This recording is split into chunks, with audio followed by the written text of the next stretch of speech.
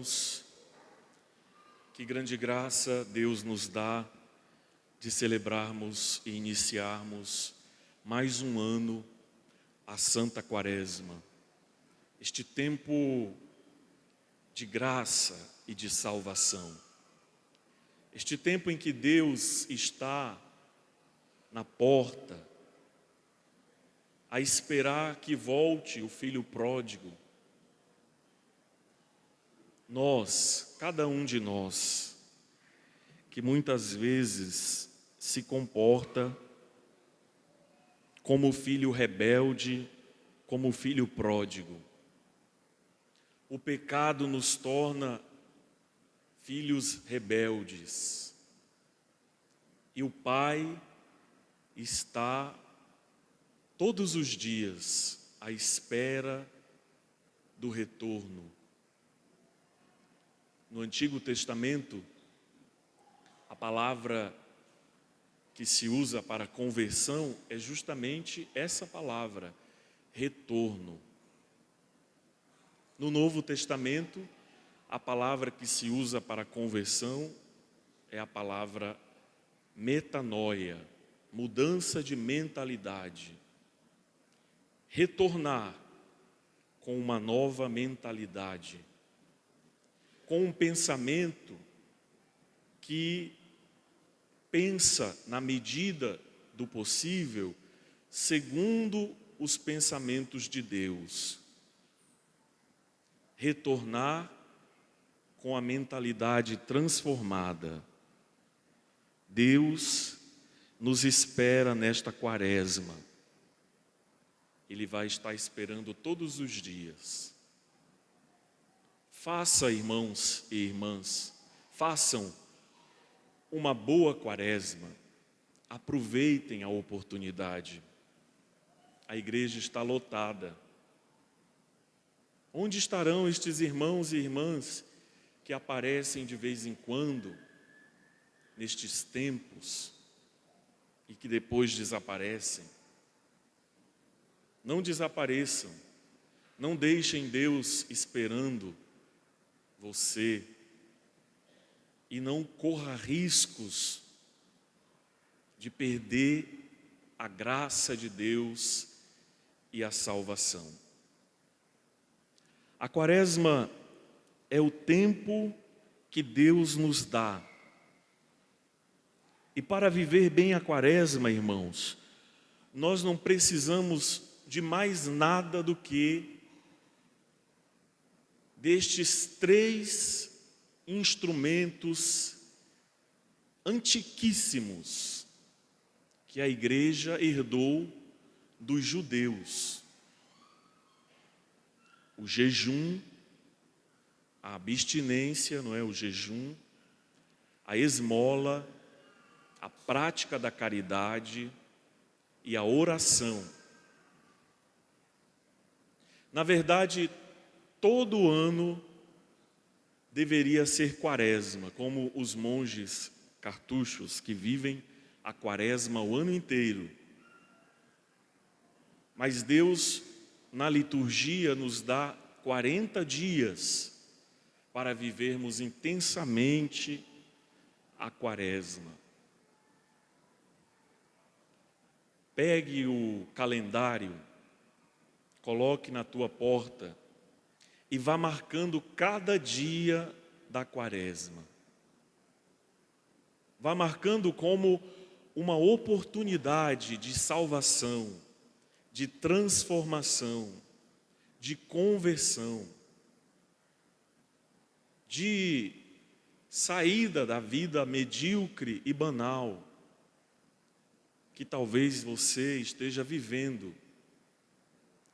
Uma vida medíocre e banal, que não acrescenta nada, muitas vezes, à tua salvação.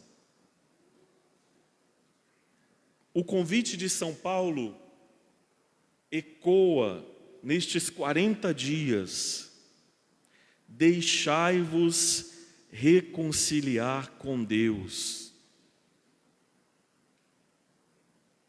Deixa, irmão e irmã, Deus trabalhar no teu coração. Use bastante os instrumentos que a igreja nos propõe. O jejum. Nós podemos conseguir muitas coisas com o jejum. Hoje, infelizmente, até isso nos roubaram de alguma maneira, não é? Existe o jejum intermitente que as pessoas fazem para ter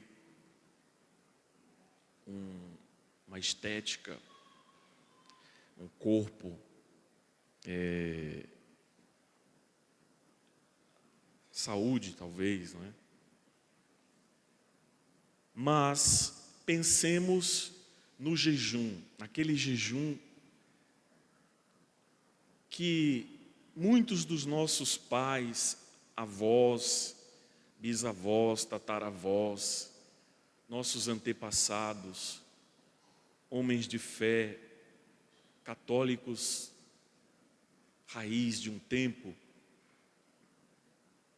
que faziam jejum e alcançavam muitas graças através do jejum. Jesus dirá em uma passagem aos discípulos que não conseguem expulsar um demônio, ele dirá: este tipo de demônio, ele só é expulso com jejum e oração. E muitas vezes, expulsar o demônio de dentro da nossa morada interior, porque ele tem acesso a ela de alguma maneira, nós necessitamos jejuar, sentir na carne aquilo que Jesus sentiu de maneira muito maior na cruz.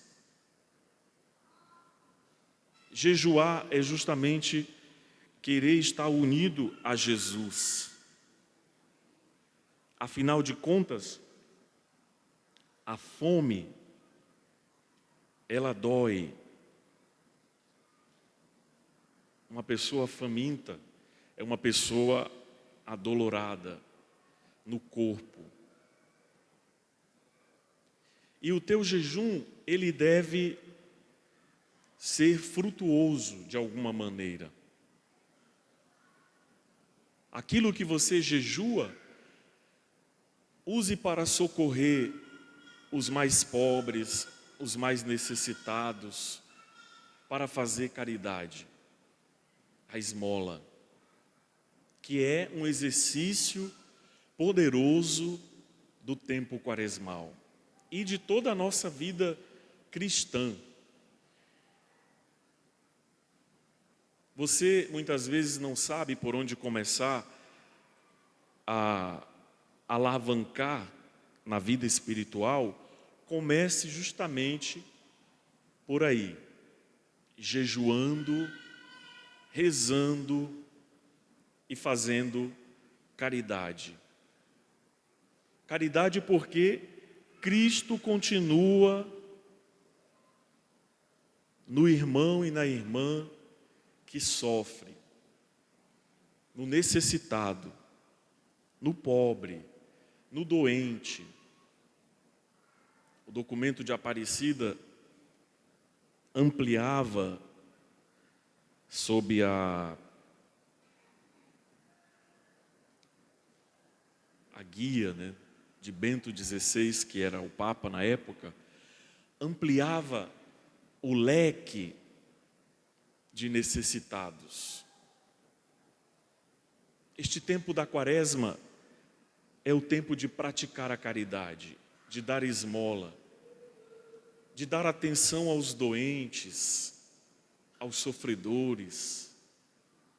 São muitas as faces da pobreza no nosso tempo. Às vezes ela está dentro da tua casa. Às vezes ela está com aquele teu parente que sofre calado alguma dor espiritual ou psicológica e muitas vezes você não percebe, você tão egoísta, não vê e não tenta fazer nada. Quantas mães vêm conversar conosco? A mãe, ela tem isso de instinto, ao ver que seu filho, sua filha sofre e ela quer fazer alguma coisa. Padre, dá alguma bênção, dá algum conselho, eu vou trazer aqui, ajude. Ela acredita que alguma coisa pode ser feita para ajudar aquele necessitado que habita o seu teto. E que muitas vezes tem tudo. Tem comida em abundância, tem conforto, mas falta sempre preencher aquele coração vazio, aquele vazio de Deus.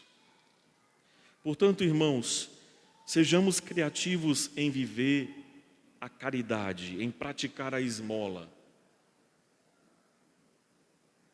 A Quaresma nos lembra destas duas grandes dimensões da nossa, na verdade, três, não é? Da vida cristã. O jejum que me coloca em contato comigo mesmo. Eu imponho a mim uma mortificação. A oração que me une a Deus, a dimensão vertical da vida. Sem oração não vamos a lugar algum. Católico que tem preguiça de rezar, terminará no abismo. E a caridade, o irmão, o outro, filho de Deus, que às vezes as circunstâncias da vida o levaram a situações extremas de dificuldade. Às vezes ele mesmo, não é? Ele mesmo cavou o buraco e caiu e precisa de ajuda para sair. Vejam como a espiritualidade quaresmal, ela é completa. E tudo o que passa disso torna-se de alguma maneira um apetrecho. A Quaresma é isso. A Quaresma é oração, jejum e esmola. Eu, Deus e o outro. O outro, não é? Que necessita de Deus em primeiro lugar. Não só de pão vive o homem, mas de toda a palavra que sai da boca de Deus. Necessita de Deus. E eu posso dar a Deus a alguém? Será que eu me sinto capaz de oferecer Deus a alguém? De oferecer a alguém um caminho que leve a Deus? A tua vida de fé, a tua experiência de Deus, ela te faz capaz disso?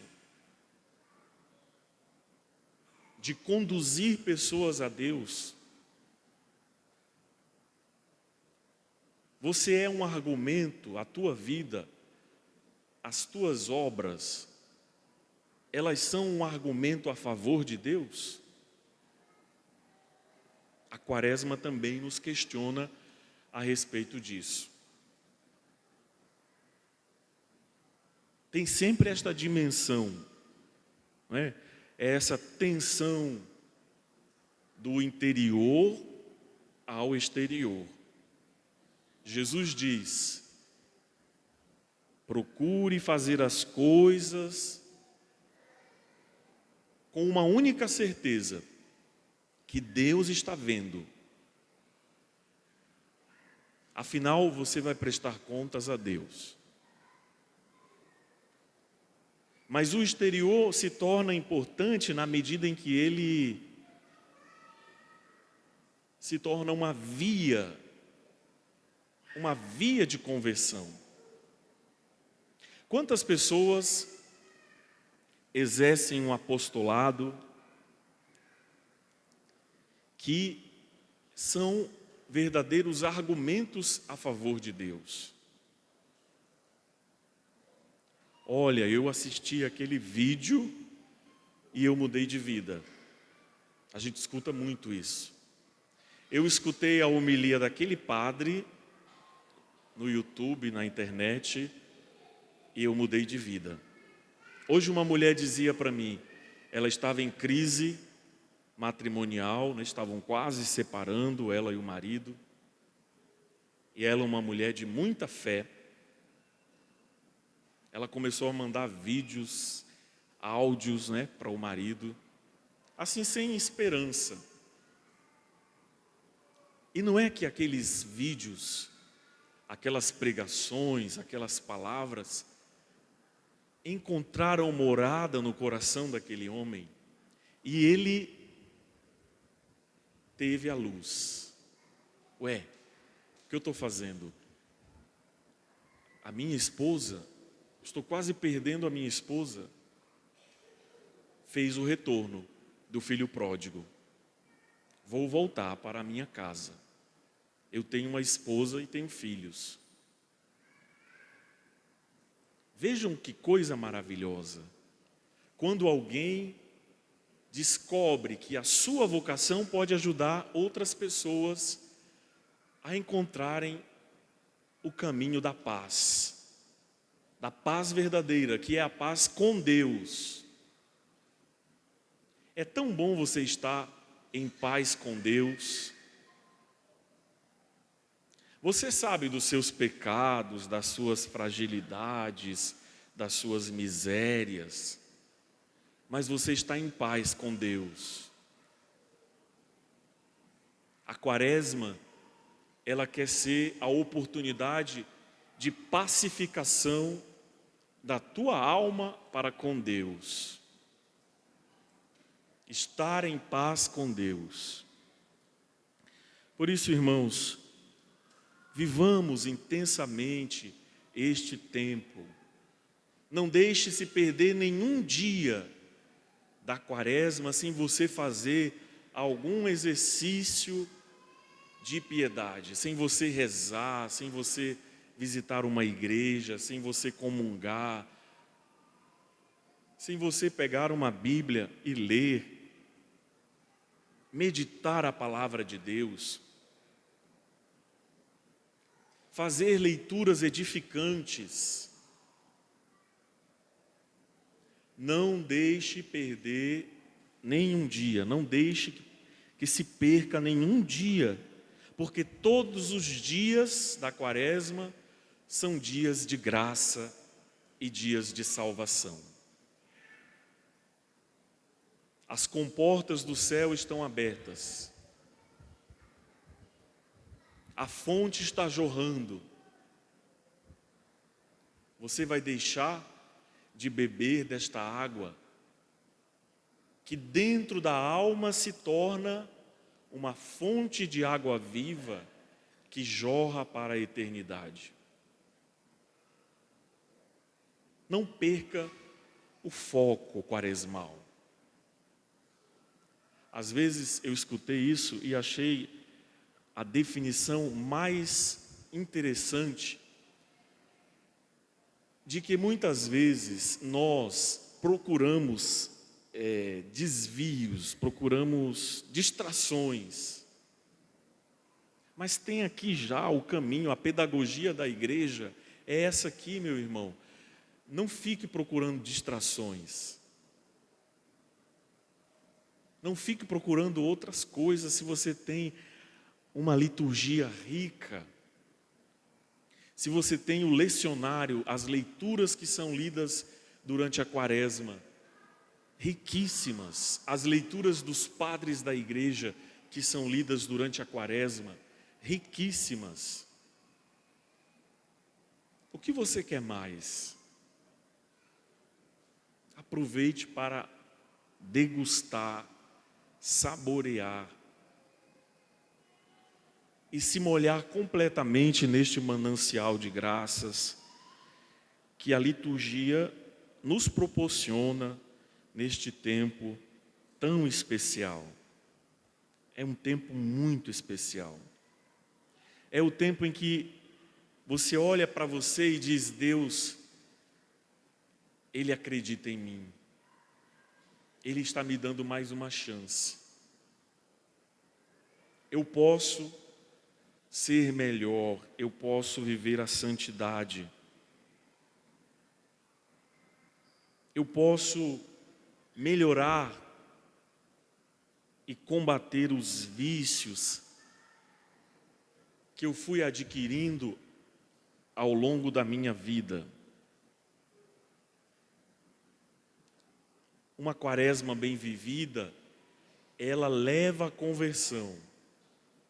Ela leva à tomada de consciência das tuas fragilidades. Você não mais justifica. Tem aquelas justificativas que muitas vezes as pessoas fazem, não é? A mulher diz assim: mulher gosta de fofoca mesmo, faz parte. Eu não tenho o que fazer. Tenho que fazer, sim. Tenho que trabalhar isso. O homem é indiferentão com as coisas de Deus. Esse negócio de rezar demais não é coisa de homem. Não, não é assim. O homem reza, o homem adora, o homem se confessa, o homem reza o terço. E hoje se sabe que a presença espiritual do homem no lar é muito mais eficaz. Um pai que reza, um pai que reúne sua família para rezar, um pai que entra na igreja, se ajoelha para rezar, ele está ensinando muito mais aos seus filhos, que estão vendo aquilo, aquelas imagens depois, elas ficam impregnadas na consciência, que um dia elas brotarão em forma de conversão e de vida com Deus. É isso, irmãos. Façamos um bom caminho. Os padres estarão aí para atender as confissões.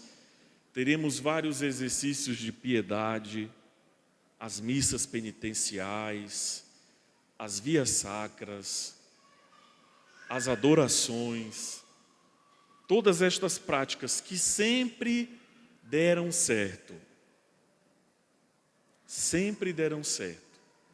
e vão sempre dar certo. E elas estão aí para serem vivenciadas.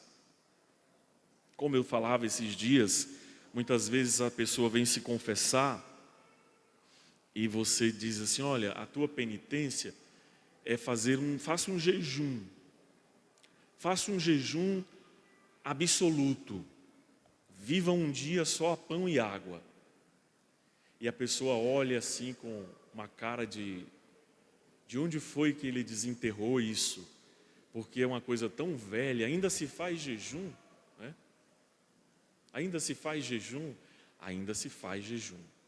Uma vez alguém me falou, né? Foi logo que eu cheguei aqui, e eu estava orientando sobre o jejum na quaresma. E a pessoa, no final da missa, me disse assim: nossa, isso é tão antigo isso, né? Então vamos desenterrar estas coisas antigas, porque elas é que dão certo. Deram certo em 2000 anos. e vão dar certo até o fim. Louvado seja nosso Senhor Jesus Cristo, para sempre seja louvado.